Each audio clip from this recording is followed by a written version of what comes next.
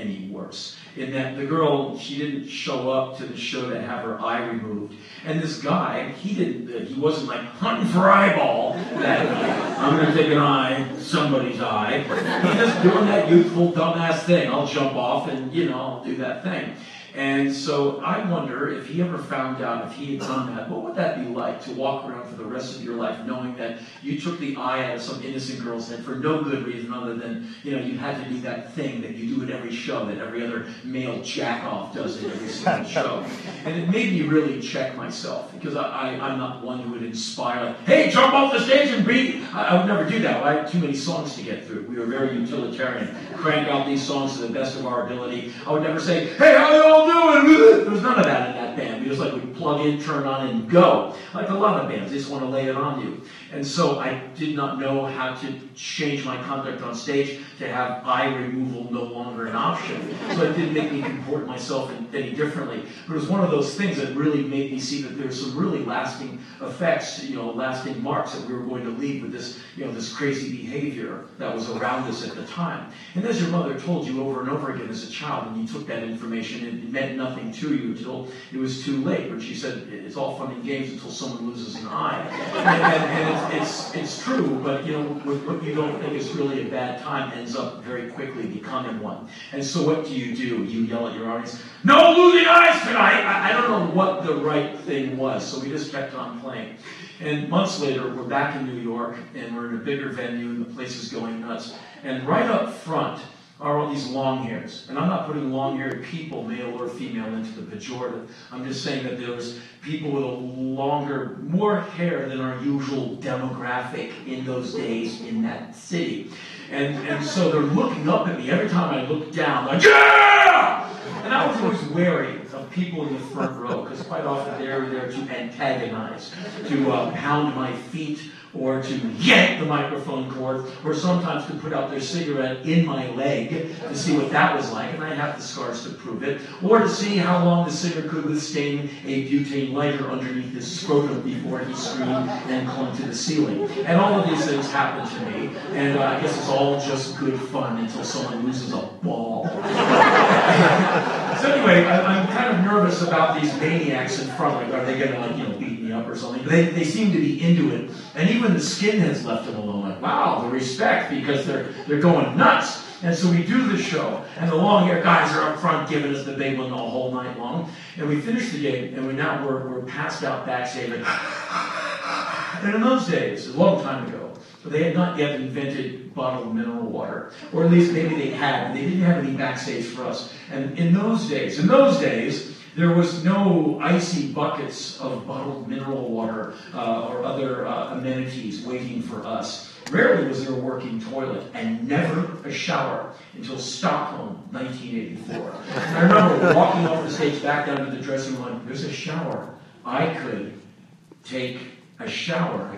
Whoa. Because in those days, you were used to living in your own funk for days at a time, like gig filth.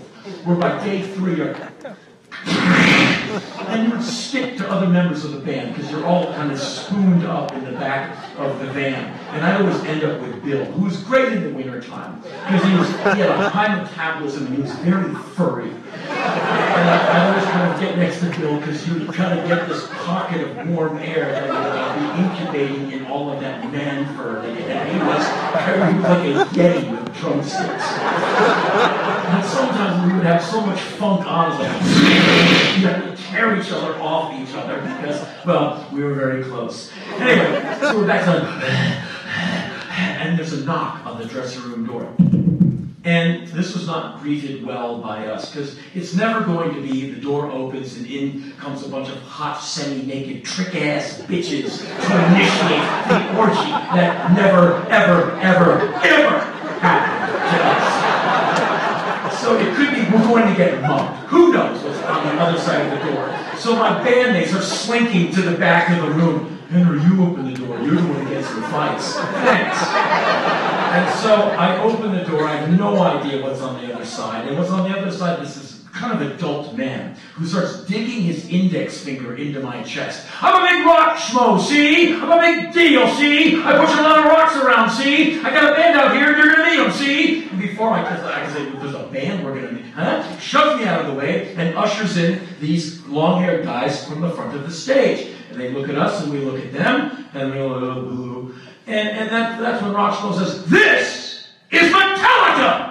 And nice enough guys, shook their hand. I had heard of them before, and I sat them down, gave them some business models, potential ways to market themselves, scratched out some song titles and lyric ideas that might be good for them, and pulled down the guitar and showed them a few chord changes, wished them luck and sent them on their way. I have been told they've done fairly well for themselves. I have a lot of time to pay attention to everything that goes on there. But every time I'd be in New York, it was always eventful. And there's something I think that happens to New Yorkers upon birth. And I think they probably come into the world via the normal ways, either cesarean or out the canal and into the world.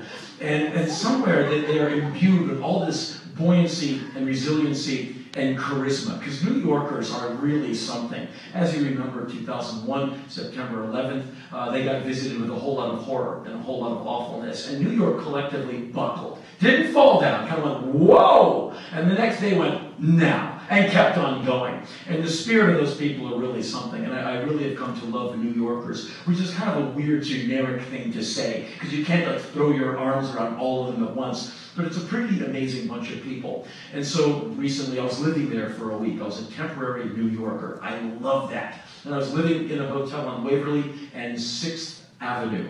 And so I would venture out every day and do what I needed to do. And it was kind of like this kind of weather. Spring had not yet sprung yet. And it was pretty damn cold. And as well, I need to tell you about cold weather. New York also has it. And some of you have been to New York, or you've experienced it here, where you have the unenviable task of walking that way up a street, and that corridor of cold wind is coming this way. And within a block and a half, your face feels like it's been Botox. It just ceases to move. And soon the brain starts thinking more slowly. You go into your reptilian mind, like,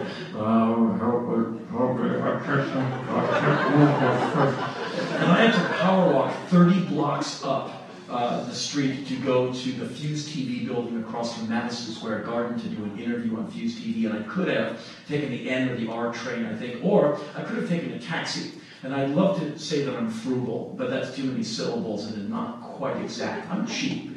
And so I'll just power walk in and let the amazing beauty of wintertime New York bestow itself upon me. Because New Yorkers are a trip. It's like walking into central casting. It's not a population, it's one massive cast of characters, and there's always someone doing something. Even in cold weather, someone is doing something crazy. And I'm a few blocks away from the Fuse TV building, and I hear this man yelling on the street, a man yelling on the streets of New York. How common is that? And I look at him, he has such a crazy look. I notice he is standing in front of a fur coat store.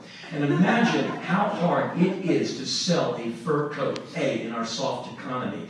B, no longer is it cool to wear fur. If you buy a fur coat, and I don't know what you get for a fur coat now, it's probably a high dollar item in any economy, but you know, it's like a lot of dead animals all sewn together. A lot of people don't think that's cool anymore. I don't know if they've ever thought it was cool, but now it's like the anti-cool, where if you wear it, some hot chick from PETA, scantily clad, will run up to you with a bucket of red paint, and your coat is ruined. So no one wants one of these. So imagine what you need to do to sell a fur coat now. And this fur coat company has hired a man to sell fur coats. He's standing outside yelling to get you to come in. And no doubt you've been by some place where a man is standing there with the lunch specials on a sandwich board wearing them. Or a nice person with a tray of the hors d'oeuvres are serving inside, doing a little bit of street theater. Here's some free food. We're serving more of stuff like that in here. Come on in. It smells good, tastes good. Get some lunch. They have hired a man to sell fur coats on the street. That's how desperate the fur coat store is. What I will never be able to find out is who found whom first. Did the man walk into the fur coat store and say, you know what, you've got a problem. I can fix it. You've got a high-dollar item that's not going to sell in the soft economy. It's not PC to have a fur coat or fur accoutrement. You need me to be charismatic and really, really loud all day long out there to bring you traffic. You need to be proactive. If you're going to sit here all day hoping someone staggers in here, you are bleeding out of the mouth with a mortgage or at least every week on this building, right? Am I right? Am I right? Of course I'm right. So